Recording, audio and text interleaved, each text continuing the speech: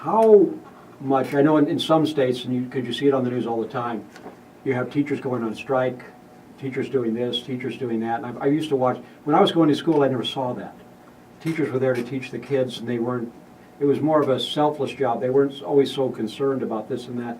It seems like a lot of areas in this country have a lot of trouble with their unions, with the schools. And you hear it on the news all the time when it comes to politics, the teachers union is doing this, the teachers union is doing that. What kind of relationship will your office have with the teachers unions? In, say, implementing a program that might be a little different? Well, since I've been at the Department of Education, we meet with all sorts of stakeholders, teachers, some of them that do belong to the teachers union and some that do not, the typical rank and file.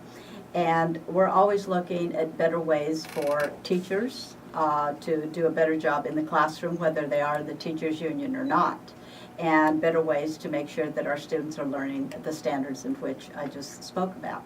But as far as working with the teachers union, we look at it as an overall, we want to work with teachers to do a better job in the classroom, make their lives that much better as far as teaching our students, because the end result to me, and I believe our parents and our teachers, is to make sure that our students are learning. Good. If there's a school system, say Nevada, Texas, wherever it would be, California, doubtful, but wherever it might be, that say their system proves to be just remarkably good. Students are achieving more and more, better and better. Is there any possible way that, say, if you looked at it and thought, this part is better than ours, that part, would Arizona be able to adapt that into their system, or would they be resistant to doing something like that? Well, I always believe if somebody has a better mousetrap than I do, I always steal whatever they have that's going to increase student achievement. I don't have that big of an ego to say that I can do it better if someone else can prove the results with student achievement. And I think we need to look at other best practices throughout the nation, and if they are able to show great results in student achievement, then I think Arizona needs to look at best practices and bring them on board.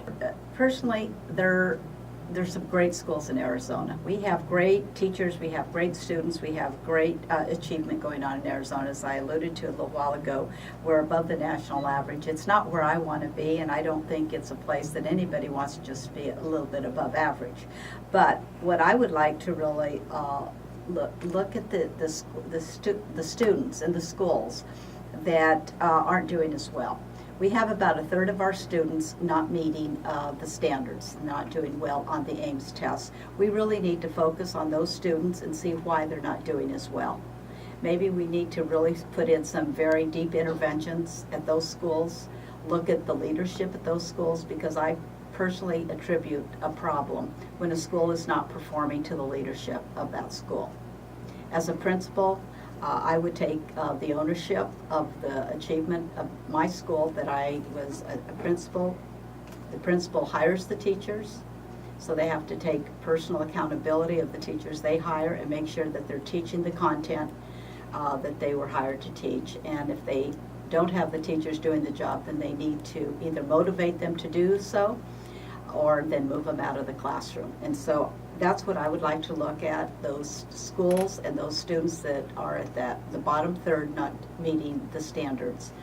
And that's where I would like to focus. I would also want to make sure that our top students are really getting the rigor and the high standards of courses that we really need to move Arizona to the highest levels. The advanced placement, international baccalaureate, some very high level courses that our students can really excel in and really make Arizona the top state in the nation. Okay, has there ever been any thought to, I know a couple of states are doing it now, where they actually bring people in that they don't have BAs, some of them haven't gone to college, but they were extremely successful in businesses they were in, whether it was their own electrical company or sales or food business or whatever it was.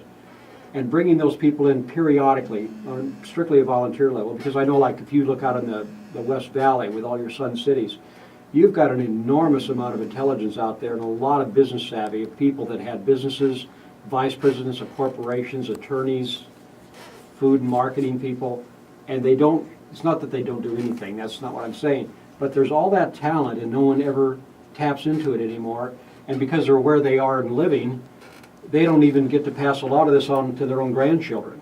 And I've talked to some of them, and some of them would love to have a program where they could go and talk to students and tell them, you know, this is how I did it.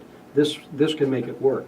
It's like I was telling my wife, it's not always who works the hardest that's successful. It's also smart. It's also just being a matter of working, you know, not taking the easy way out all the time, actually working 8 hours a day. And a lot of that intelligence and that information is in that generation of people, and it's just kind of fading away. Is there any way the school system could try to adopt that and bring it into it? Well, I think there's a lot of different ways that we can bring people into the school system to share their knowledge and expertise with our students.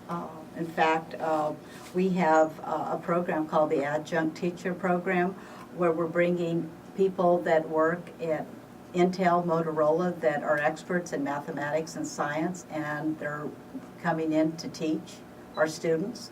They don't have the education degree, but they have the expertise.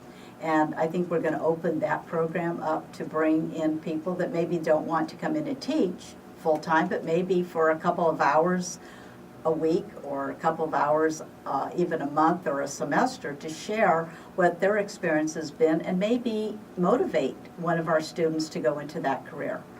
There are some students that maybe have never heard of such a career, and that might motivate them to even explore that possible career for themselves. And I think we need to share those experiences with our students. Okay. I'm going to ask Margaret now to give her website or email address so that any of the listeners here can get in touch with her if they want to. Okay. All right, my website is www.margaretdugan.com, and I would love everyone to come onto my website and read a little bit more about who I am and what I stand for. And there's also a donate button if you would like to contribute to my campaign. I'm collecting $5 contributions to get on the ballot, and I would be more than happy to accept your $5. And also, if you'd like to volunteer for my campaign, I would be more than pleased to have you volunteer as well. And I believe you could probably go on that website to find out where you were going to be speaking or any events you were going to be having or whatever. Yes, there's also places, events that I'm speaking. I think they put those events up weeks at a time. Okay, I want to thank you for coming in today. And now, everybody, remember, tune into this. If you don't get it on this, you can go to familyvaluesradio.net, get it on the internet. I believe Margaret's going to put it on YouTube. I'm not sure, but I think she is. Tune in again. You can tune in again, like I said, on the net. You can email me at vanscrossroads@gmail.com. That's vanscrossroads@gmail.com. So thanks for listening. I hope you got some information today. That's what the whole idea of these programs are right now. And don't forget, tune in next week. We're going to have another politician running for office. God bless. Have a good day. Bye for now.